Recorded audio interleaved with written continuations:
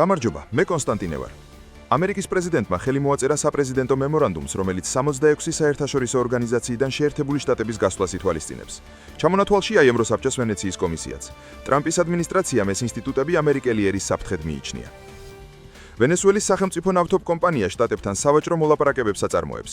დონალდ ტრამპმა დი ნიუ იორკ ტაიმსთან ინტერვიუში განაცხადა, რომ შტატები ვენესუელას კონტროლსა და ნავთობის მოპოვებას წლების განმავლობაში გააგრძელებს. ამერიკის პრეზიდენტმა კოლუმბიის პრეზიდენტთან სატელეფონო საუბარი გამართა, რის შემდეგაც ტრამპმა გუსტავო პეტროსთან შეხვედრა დააანონსა.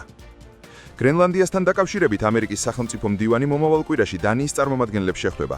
რუბიოს განცხადებით, დონალდ ტრამპს გრენლანდიის შეძენა სურს, თუმცა სამხედრო ძალის გამოყენების შესაძლებლობა კვლავ ძალაში რჩება. თბილისის საქალაქო სასამართლოში 4 ოქტომბრის საქმეზე დაკავებულების მურთაზ ზოდელავას, ირაკლი ნადირაძის, პაატა მანჯგალაძის, პაატა ბურჭულაძის და კიდევ 6 პირის სასამართლო პროცესი გაიმართა. პროცესს ისევ არ დასწრებია პაატა ბურჭულაძე. დაკავებულებს ბრალი წარდგენილი აქვთ მუხლებით, რომელიც ჯგუფურად, სტრატეგიული და განსაკუთრებული მნიშვნელობის ობიექტების ხელში ჩაგდების და ბლოკირების მცდელობას, ასევე ჯგუფური ძალადობის ორგანიზებასა და ხელმძღვანელობას გულისხმობს. თბილისის საქალაქო სასამართლოში 20 ივნისის საქმეზე ყოფილი პრემიერ-მინისტრის გიორგი გახარიას პროცესი მიმდინარეობს. პარტია გახარია საქართველოსთვის ლიდერს 2 პირზე მეტის მიმართ ჯანმრთელობის განზრახ დაზიანებასა და სამსახურებრივი უფლებამოსილების გადამეტებას ედავებიან, რაც 13 წლამდე პატიმრობას ითვალისწინებს. შტატებში პროტესტი მოყვა საიმიგრაციო სამსახურის თანამშრომლის მიერ ქალის მკვლელობას. მინეაპოლისში შემთხვევა მაშინ მოხდა, როცა ISIS აგენტები ოპერაციას ატარებდნენ.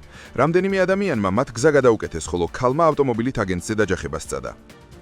შესაძლოა ლეონარდო და ვინჩის DNM-ის კოდი გაშიფრონ, მეცნიერებმა DNM-ის ნიმოში აღადგინეს. ამ და სხვა მნიშვნელოვან ამბებს პრაიმ თაიმის გვერდზე წაიკითხავთ. შეხვედრამდე.